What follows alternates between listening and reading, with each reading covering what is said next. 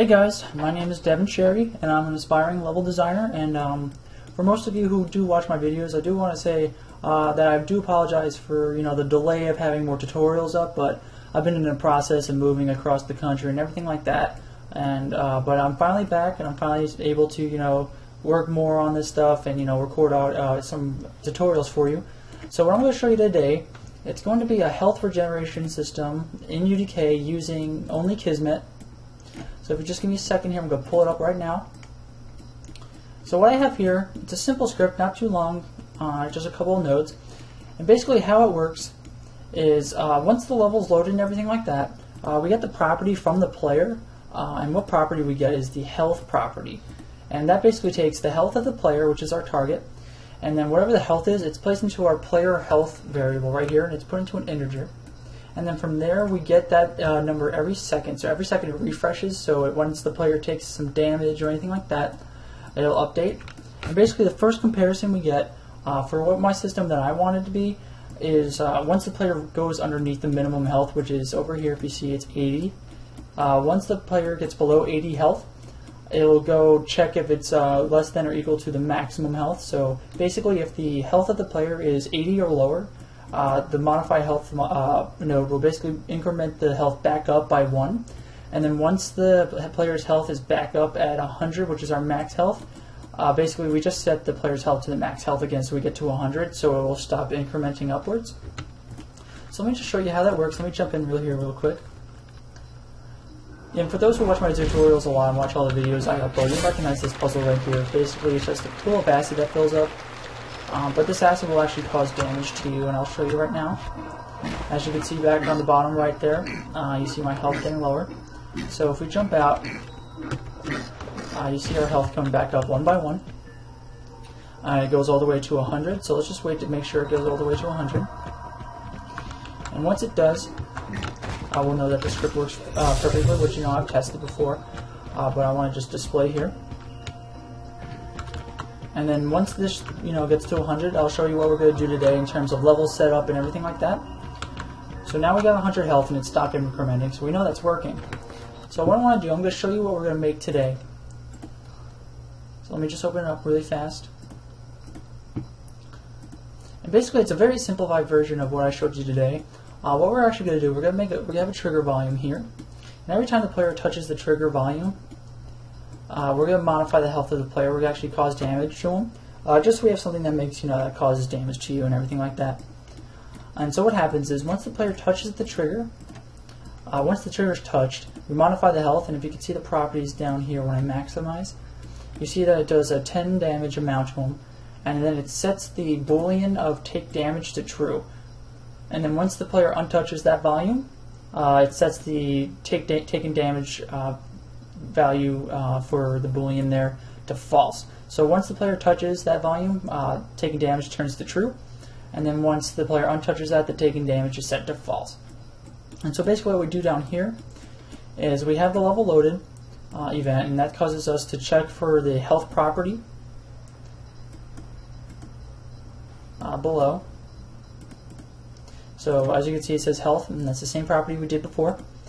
And then we put the health into our current player health variable, and when our target is the player themselves. And up here, this is basically just for my own purposes here for the activating the remote event. That's just for me to make sure everything is displaying the correct information. So I just log the player's current health, and I display the boolean value for the taking damage, just so for my own purposes. But once we do the get property, we refresh that property every second. We go in here, we go to check to see if the taking damage boolean variable is true or false. And if it's true, if the player has taken damage, we want to just keep checking that. We don't want to heal the player just yet. But if the taken damage boolean is false, meaning the player isn't taking damage anymore or hasn't taken any damage, that's when we want to go and compare our current player health float, our integer, and our max health integer, which the max health is going to be 100. As you can see over here, here are all our variables. And then once we check that, if the current health is less than the max health and the taken damage is false, basically we just heal the player by one health point per second. And then if the player's health is greater than the max health, we just set the max health and the current player health to be the same value, so that they're both 100 and it doesn't increase from there. So let me just show you how this one works. Let me pop in.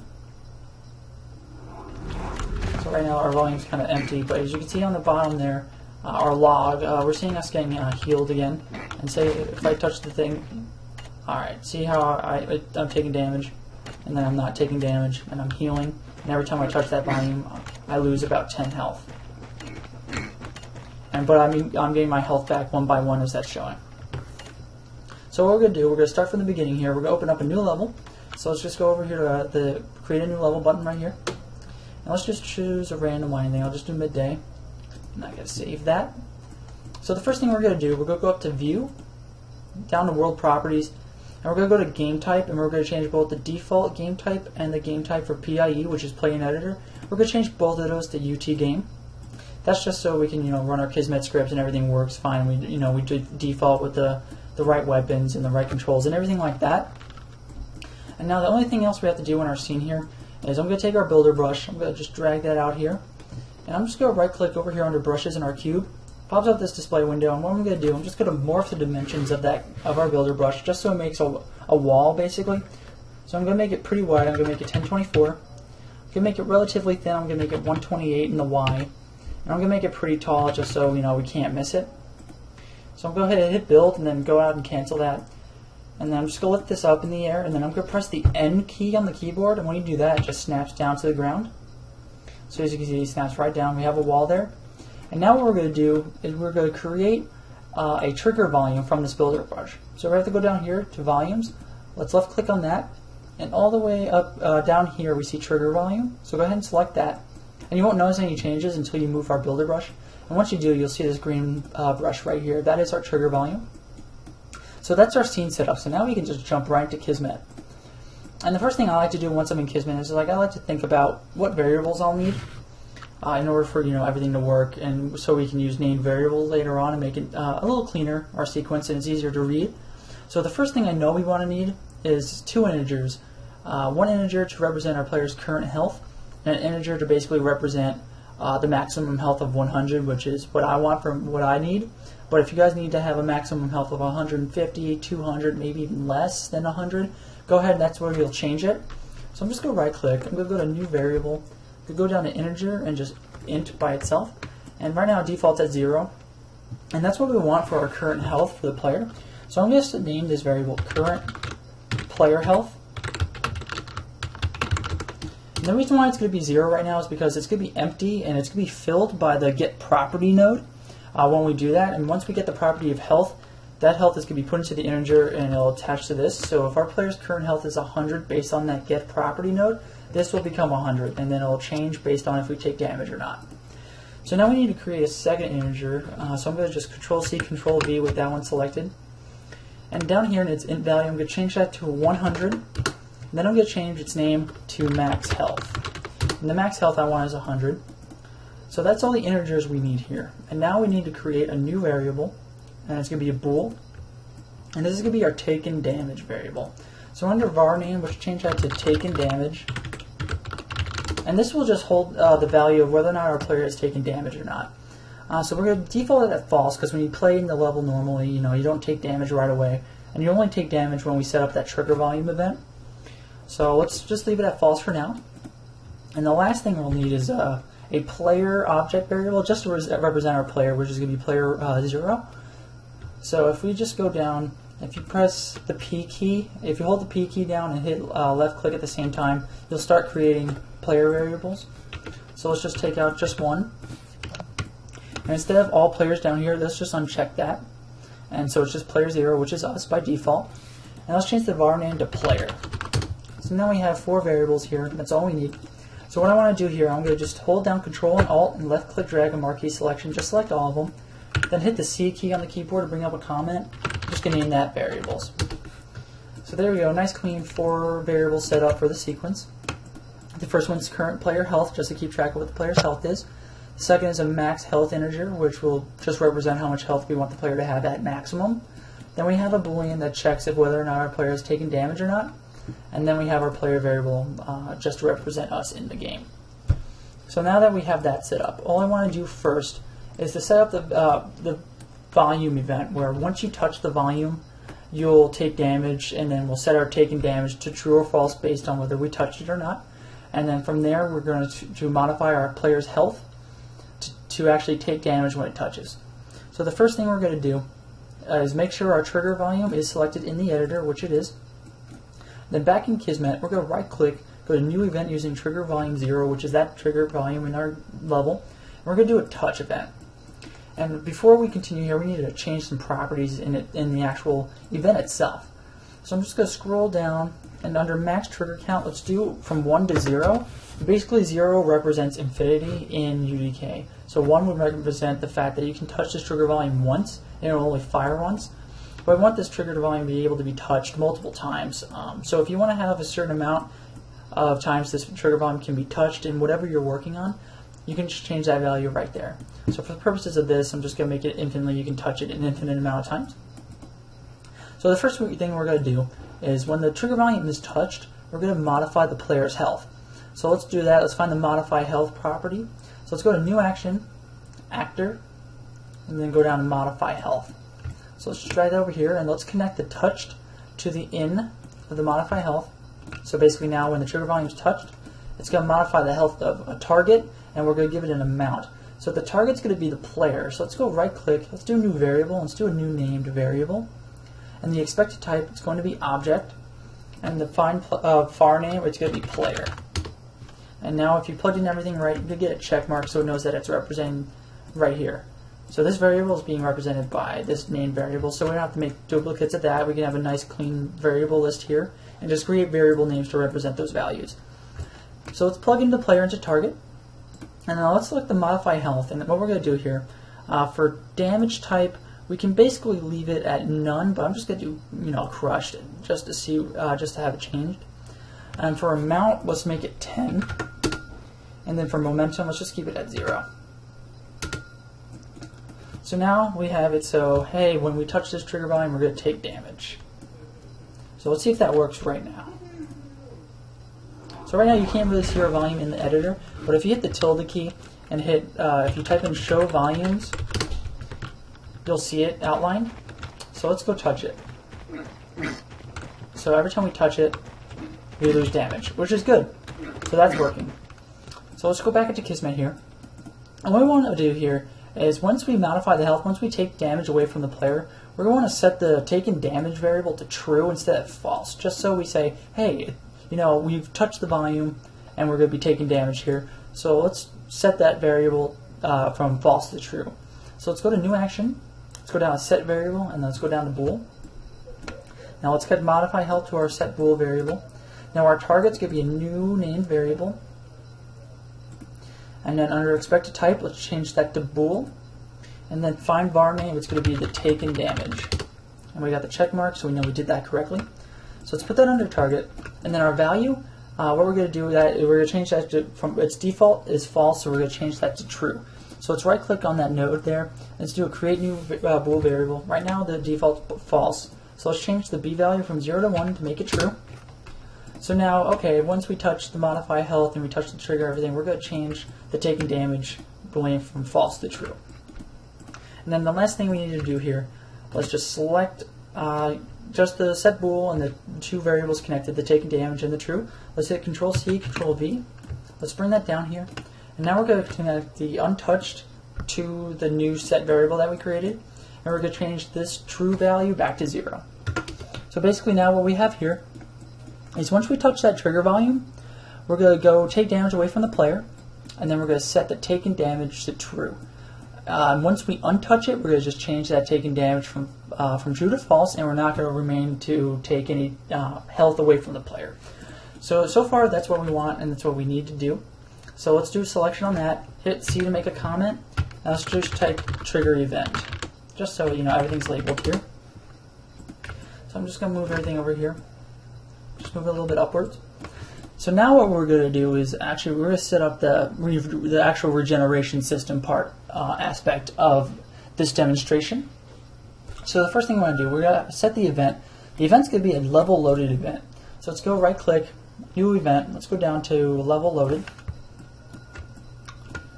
And now with level loaded, as soon as the level is loaded, we want to get the health property of the player. So to do that, we're going to right click, go to new action. I believe it's under actor. No, excuse me, it's under, let's see.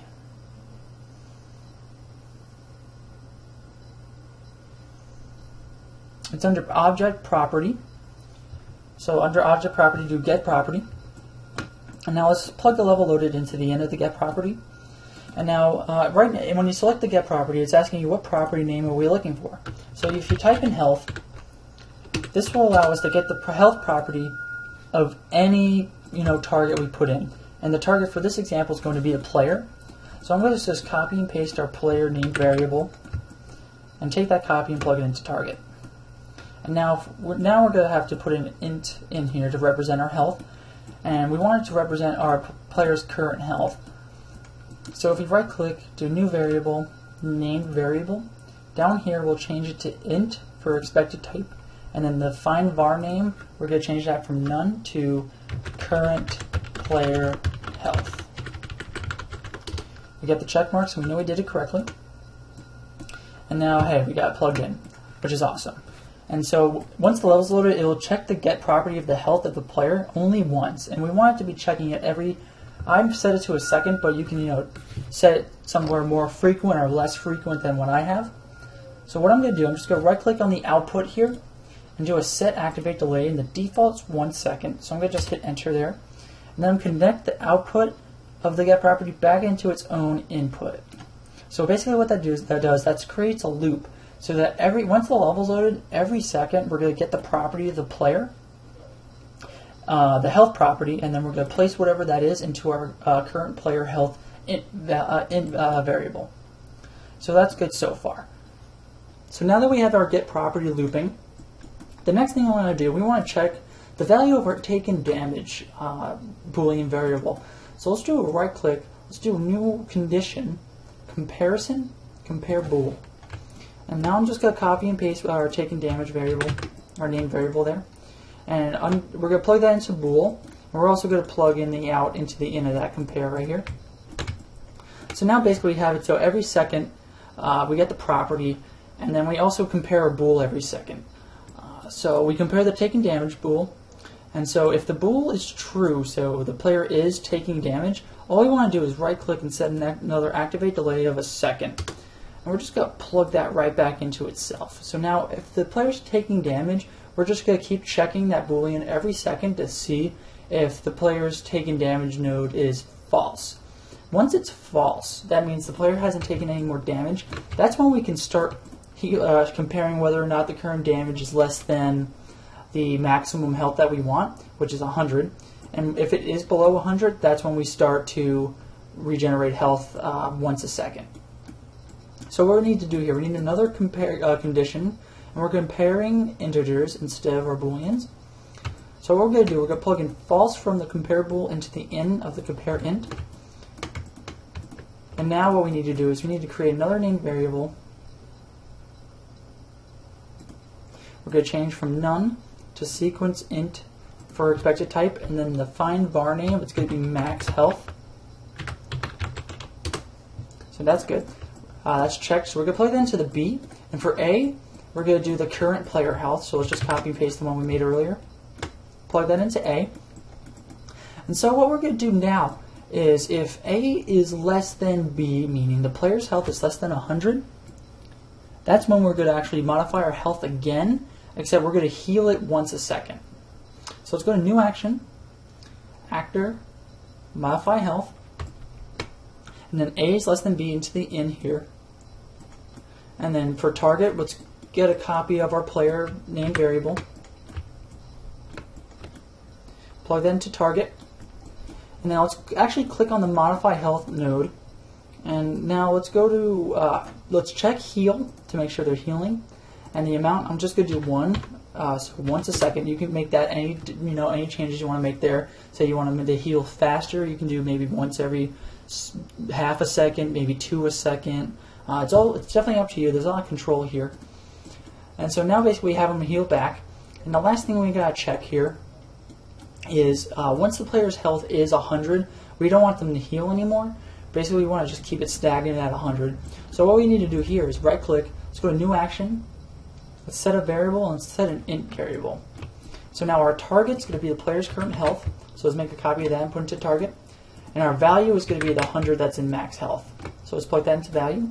And we only want to make that check if A is greater than or equal to B, meaning the player's health is currently greater than or equal to the max health, which is 100. So let's plug that in.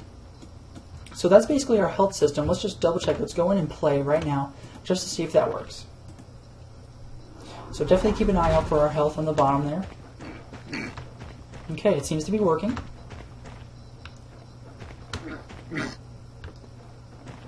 Yep, it's definitely working. So let's let it go up to 100 just to make sure it doesn't go up more than 100. And if it stays at 100, then we know we did it correctly, and then that'll conclude this tutorial. Alright, awesome. It stayed at 100. So let's just, let's marquee select everything one more time here.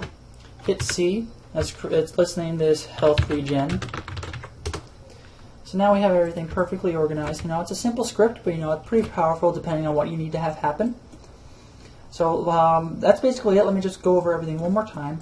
So once we touch our trigger volume, this trigger volume event can actually be replaced with any event that you want. So say once a door opens, maybe you want to cause damage to the player there.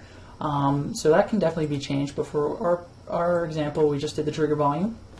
And once the player touches it, we're going to take away 10 health, and that happens every time the player touches it. So if the player touches it once, they lose 10 health, they untouch it, they start getting health back, once 1 health point a second, but if they touch it again, they lose another 10. And every time they touch it, we set the taken damage boolean to true, and every time they untouch it, we set that taken damage to false. And then down here under health regen, once the level's loaded, we get the player's health property. We store that in our current player health integer variable, and we get the target as our player. And every second it updates depending on the player's taking damage or not. And then next we check if the taking damage is either true or false. And if the taking damage is true, meaning the player's still in that volume, they haven't untouched it yet, they're supposed to be taking damage, we go back into itself. So every second, if it's true, it checks again every second. But once the taking damage is false, we then check to see if the current player's health is less than or greater than the max health of 100. So if it is less than 100, that's when we start modifying the health again, except we checked heal and we do the amount of 1. So instead of taking damage away, we give the player health back, 1 heal point a second. And then if the player's health is greater than or equal to max health, we basically set the player's health back to 100, which is the max health. So that's why we don't go over that 100. Alright, so awesome. So that's everything here. Hopefully you learned something on this tutorial. Definitely check back every once in a while on my channel. I'll have more tutorials up nowadays than I have in the previous months. I'll continue working, continue showing more videos and things that I'm working on. In the description below, I'll have links to all the projects that I've been a part of, that I'm still working on, as well as my portfolio if you want to check that out. So definitely check that out. Check more videos on my tutorials that I have on my channel, and hopefully you'll learn a lot. So thank you again for watching, and tune in for the next video.